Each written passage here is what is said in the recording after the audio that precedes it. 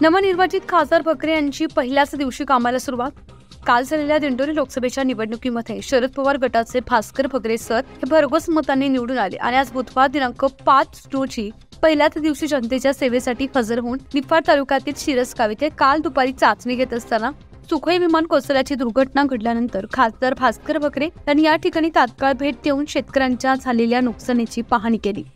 तसेच विमानातील पायलटची देखील विचारपूस केली। त्यामुळे शेतकऱ्यांमध्ये व नागरिकांमध्ये आनंदाचं वातावरण पसरलंय। शेतकरी आहेत ज्यांचं नुकसान झालं त्यांच्या संदर्भात काय हालचाल सुरू? काल दुपारी 1 वाजेच्या जवळपास शिरसगाव इथे सुखदेव मोरे त्याचप्रमाणे लक्ष्मण मोरे यांच्या शेतामध्ये संरक्षण विभागाचं सुखोई विमान सराव करत असताना काही तांत्रिक कारणामुळे बिघाड झाला आणि बिघाड झाल्यामुळे शेवटी विमान या ठिकाणी या शेतकऱ्यांच्या शेतामध्ये कोसळलं।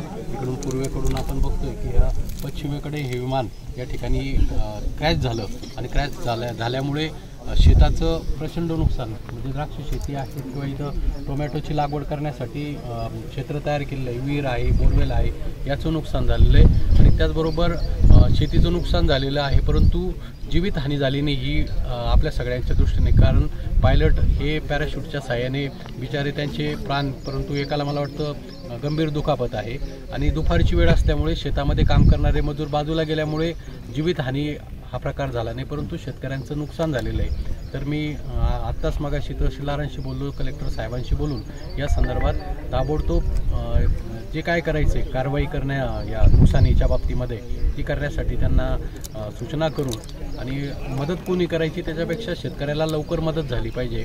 मग केंद्र सरकार असेल, राज्य सरकारच्या वतीने शेतकऱ्यांच्या झालेल्या नुकसानीची भरपाई करण्यासाठी ज्या गोष्टी कराव्या लागतील त्या करायचा मी प्रयत्न करतो। न्यूज 15 मराठीसाठी प्रतिनिधी बापू चव्हाण, नाशिक।